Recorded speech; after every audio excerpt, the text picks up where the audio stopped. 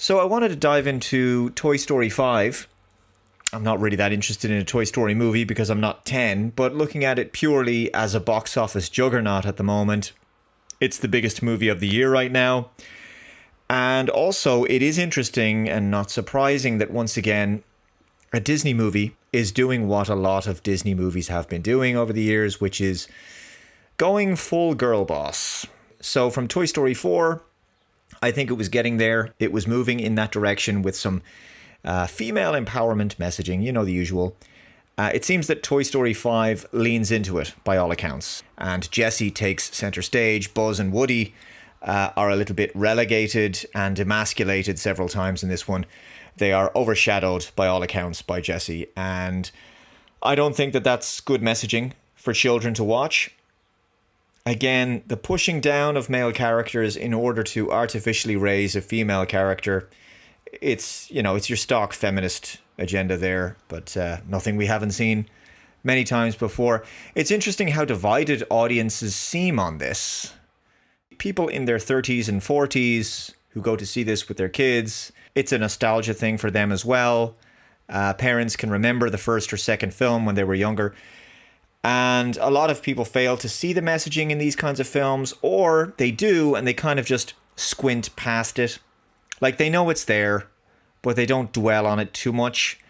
And I think there's a reason for this, because I think entertainment is so oversaturated with wokeness to one degree or another that it's become almost pedantic, trite, cliched, or just lazy to even point it out, to even say that it's there.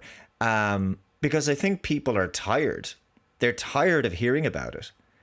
And they want to just be entertained. And so I think people are pragmatic at the end of the day. They'll accept a certain degree of it.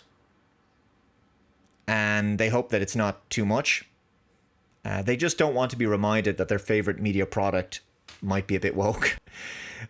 Deep down, I think a lot of people wish that their stories weren't written this way, but they just don't want to be reminded of the woke agenda in their entertainment.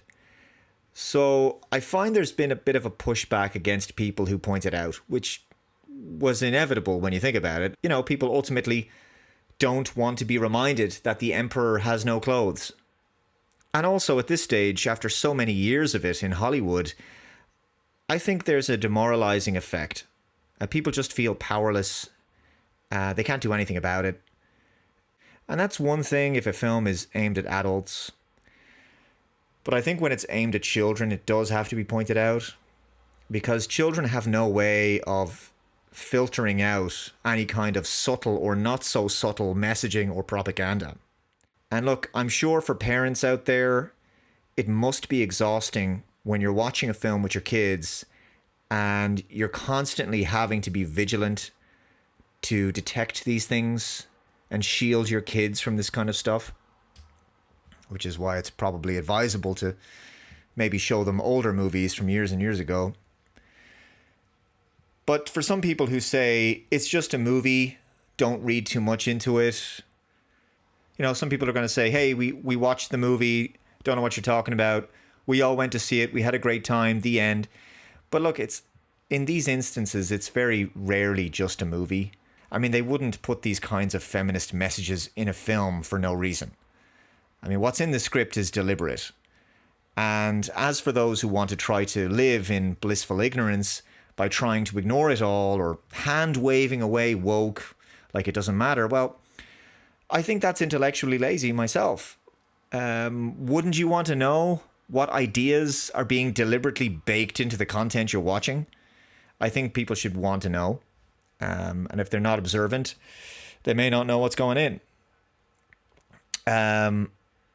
Regardless, Toy Story 5 is going to make eye-watering amounts of money at the box office.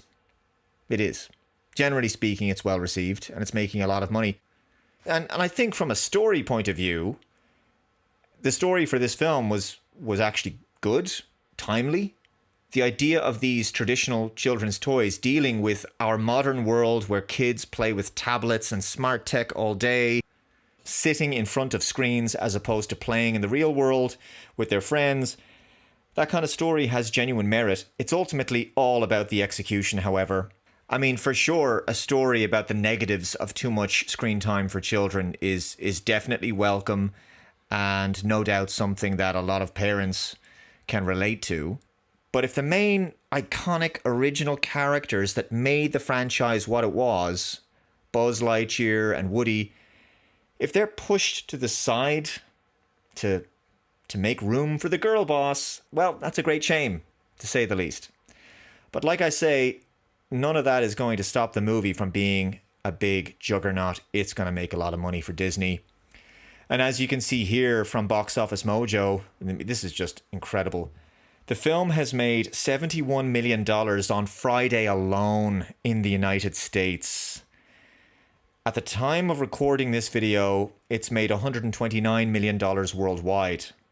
All from Friday. We only have Friday data right now. I'm recording this video on a Sunday afternoon here in Ireland. $129 million worldwide. I have to say, I wonder if Avengers Doomsday will even be capable of making that kind of money from a single day. We shall see. Anyway, this article is from Deadline. Toy Story 5 has a friend at the box office. Near record $71 million first day for animated pick. $160 million plus opening still in play. So that would be $160 million domestically. To put that in perspective, Disney's previous film this year, it was The Mandalorian and Grogu, which only made $81 million across its opening first 3 days in the United States. Toy Story 5 looks like it's going to be a colossal hit for Disney. It's going to go way over $1 billion, easily. $2 billion, very possibly. Near enough, I would say. They're overdue for a major box office hit after a string of failures, especially among the superhero genre and their live action films. Of course, they had Tron Ares last year, which was also a box office bomb. But looking purely at their animated movies, they have done better. Last year's Zootopia 2 and Lilo and Stitch were both big movies that made over $1 billion. And of course, there was that one film that was live action, but also a lot of animation and CGI, Avatar, Fire and Ash, which also made over $1 billion. But generally, it does look at the moment that Disney is having more success with animated children's movies. And look, I get it. It is a kids' movie. At the end of the day, you may not have any interest personally in watching Toy Story 5. But if you have kids, they may very well be interested in seeing it, and you may have to take them to the cinema. So if you do see this movie, let me know what you think in the comments below. Thank you very much for watching this video. If you haven't already, please subscribe to the channel. Hit that notification bell to be notified of future updates here on Computing Forever. Hit that like button, share the video out there. Take care, and I shall see you in the next one. Bye-bye.